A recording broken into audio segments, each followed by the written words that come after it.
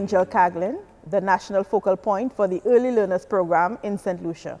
Today, I am with three of my colleagues, early grade teachers, Miss Ida Adolph, Mrs. Tabitha Prosper, and Mrs. Valerie Kerr-Davis.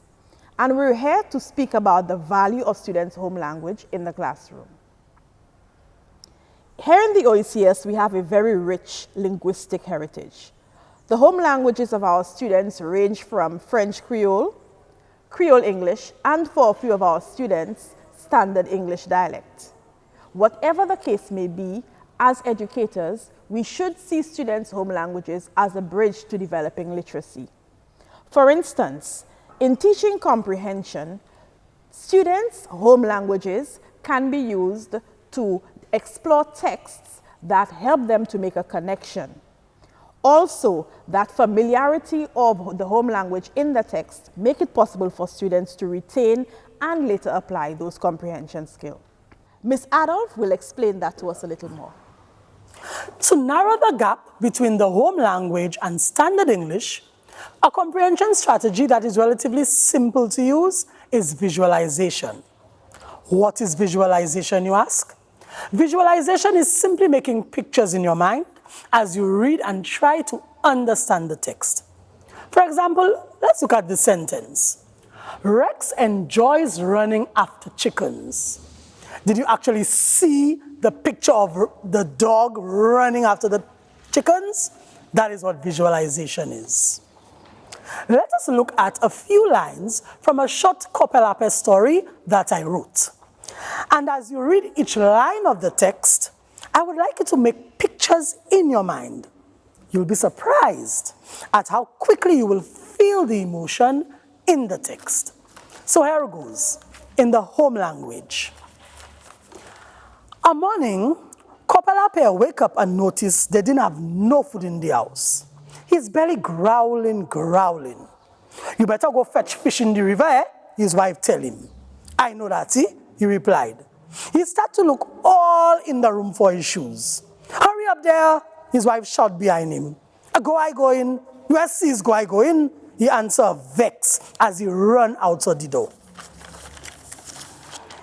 Now that you have the pictures in your mind and you can feel the emotions in the text, read the same text in Standard English.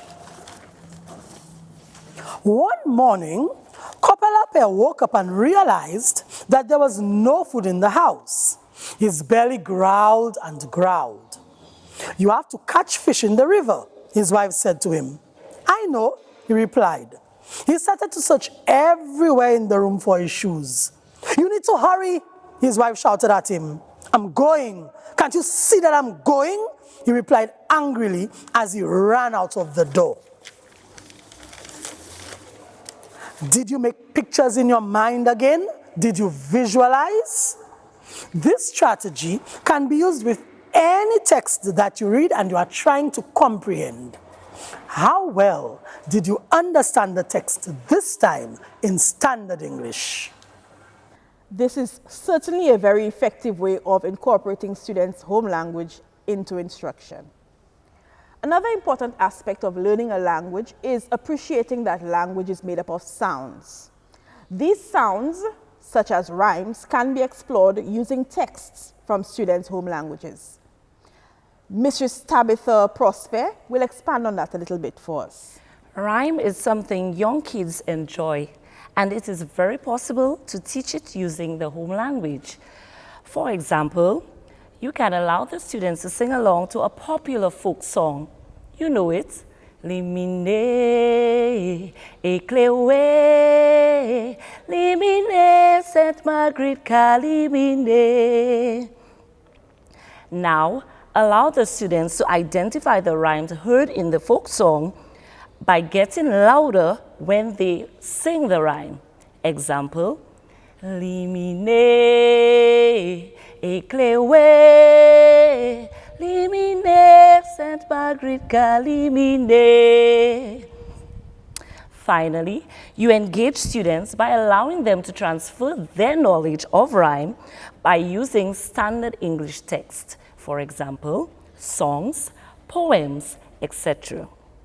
The aim is to incorporate a home language that the students can relate to in the learning environment.